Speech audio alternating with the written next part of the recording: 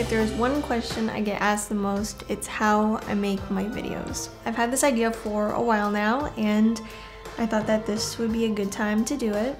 In my videos, I try to have an emphasis on storytelling, filmmaking, lighting, and there's been a lot of things I've picked up along the way. I guess the closest thing you can call it is a cinematic vlog, but that's still a very loose term. So I asked you guys what you're most curious about, and today we're gonna dive into what goes into a Life of Riza video.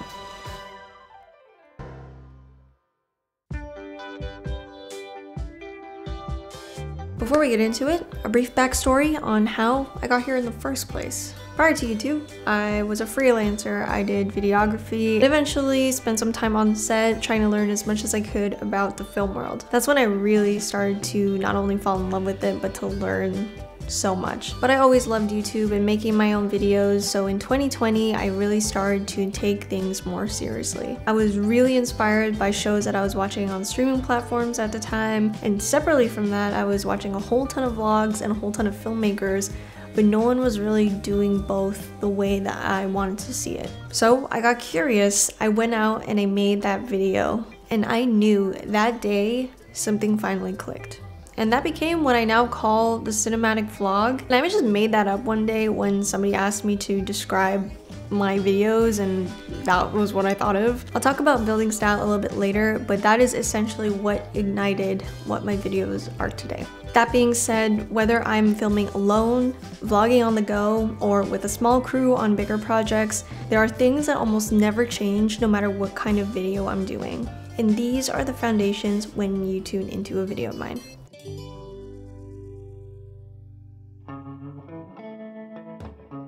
I always write down my ideas every time something pops into my head. Once I know it's a strong enough idea, then I'll start pre-production. This is the hard part, because if I do my pre-production well, then filming goes smoothly and the editing is way easier. And without that first step, everything else falls apart. And I keep learning that lesson every time. Sometimes pre-production looks like just a basic outline, and other times it's a more detailed script. But mostly it's somewhere in between with bullet points to keep me on track. Either way, I like to have a plan. There are many different ways you could structure a story. The stories I end up pursuing are the ones where they feel the most relevant to me in the moment, it's a compelling enough case, and that there's a full story arc in it. But however you choose to tell your story, I think the main point of writing anything is to make people care. So underrated, if there is really one thing I can say to focus on, it's that. Plead your case. Assume that nobody knows anything about you, they don't have the full story like you do, and so sometimes making someone care is as simple as providing context. For example, I did a marathon video called The Art of Showing Up. An outlier in terms of style, it was not cinematic at all, traditional vlog. I really tried to make sure that people cared about the characters in that video, because my audience doesn't have the same relationship with them as I do. So it's important to them to know the context these people have in my life. And once I understood that, I think that's when I started to see a huge difference. So for that video, I did the most basic outline. I think it was like day 1, day 2, day 3. Granted, something like a marathon or a transformation has a built-in story already, but for more complex ideas, I sit down and I do a shot list. I will write down the shots I need for sure, but if it's filmmaking heavy, then I'm definitely drawing them out. This is the notepad that I've been using and I'm pretty much done. I need to get a new one. Something, it will look like this. This is from a project I did. There are days when I'm filming upwards of 30 shots and there's no way that I'm remembering all that. So it's easier for me to just reference the drawings so I can remember the composition. Storytelling is not something that came naturally to me, but it is something that made a huge difference once I started to focus on it. But my favorite part is when I get to filming. Before I continue, I need you to know that it's taken several years for me to accumulate all the gear that I have now. It definitely did not happen all at once, although that would have been nice. That being said, you're here to know what I use, so do with this information what you will. First up is camera.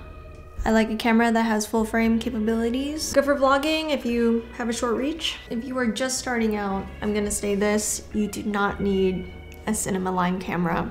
Really, you don't. As much as I love the camera that I use, instead, I would maybe get a camera body a bit less expensive and then focus on lenses and lighting. that's just my opinion. Next is a versatile lens. If you're doing more cinematic stuff, 24-70, 2.8, right? But I would go for something wider if you want that vlog look, like an 11mm or a 16mm. I've also had the chance to use cine lenses this year, which I love. And usually I'll put on a filter like the Pro Mist 1/8.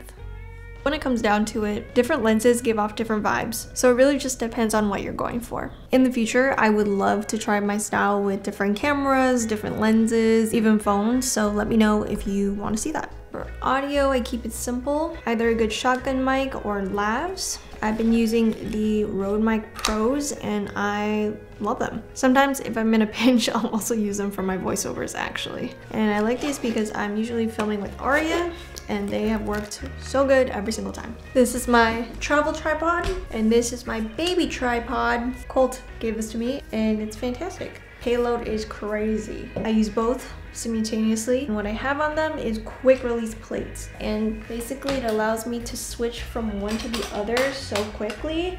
Boom, that's it. I love that. Literally the best invention ever. Can't live without it. I'll link everything in the description below. Affiliate, of course, if you want to support the channel. I really appreciate that. I use a variety of lights. Big lights, small lights, natural looking lights. Truthfully, lighting can be a whole video on its own. But if there's one thing that made a difference with learning lighting, it's to pull reference images. I'll use something like Frameset or Pinterest. Sometimes I'll make mood boards, especially if I'm crafting a scene. Or if it happens spontaneously, I know to just roll with it. Even if I don't know how to do something, I'll keep looking back and forth at my lighting references while setting up until I figure it out. And it is truly essential when working with others, so everyone's on the same page. Here's a mini lighting lesson. Unfortunately, I love this light, the Amaran F22C. I use this light for all my A-roll. It is a little big. I think that they have a smaller version, which I will probably also get. Don't judge. But I use a foam board that needs to be replaced. As you can see, I use it all the time, and then I usually just have a bounce to fill in the shadows a little bit more. I just got this from the dollar store literally, and that is how you do it. I try to be pretty intentional when filming, not really overshooting, and when I move the camera, there's always a reason for it. I always thought our style is a combination of things that inspire you and your creative solutions around any limitations you have at that time. For example, when I first started out, I didn't have a lot of help filming, so I would film on a tripod, but I would just get a ton of angles to keep things interesting. And now that's kind of a cornerstone characteristic when it comes to my videos now. Constraints exist for a reason. It helps you do what you can in the time that you have with the things that you're given, and I think that's when you come up with extremely creative solutions. You can say it comes down to color grading or that it comes down to lighting, but truthfully, it comes down to all the little creative choices combined that will make you stand out and create what will ultimately be known as your style. I would say majority of what you see is already done in camera. It's also about the color palette you choose and what you wear and all the little choices that contribute to making that final image. Because there are some times where I don't really have the lighting that I want, but if the set design is good, if I have colors on my wardrobe, then it still kind of makes the shot. And don't underestimate natural lighting either. It goes a long way. So sometimes you're just picking and choosing elements, but it's not always down to just one thing. I'm always going for a certain look or feel. I love aesthetics. What can I say? I've always been fascinated with art direction, set design. As you can see, I'm always collecting little trinkets for my shelves. I wish I can say that it just happens, but truthfully it does take a lot of intention into making a space. And to me, it's always worth it. Ultimately, I try my best to make things look as effortless as possible, even when it's not. I never want to take people out of the video. I just want them to live in the story and enjoy it. Someone told me you'll know when it clicks, which I always thought was complete BS until it actually happened. But until then, keep on experimenting and building upon things. It's the stepping stones that make the biggest difference versus the huge leaps every once in a while. The more you do it, the faster you get there, and over time you get to see it evolve. If you think about it, every director, every creator, every author that you love has their own distinct style. It's like they're their own category, it's what they're known for, and I think that's important to try to find for yourself. So you can ultimately make videos like me, but the goal should be to make things like you and figure out what that looks like. Most importantly, enjoy the process, because building things does not happen overnight.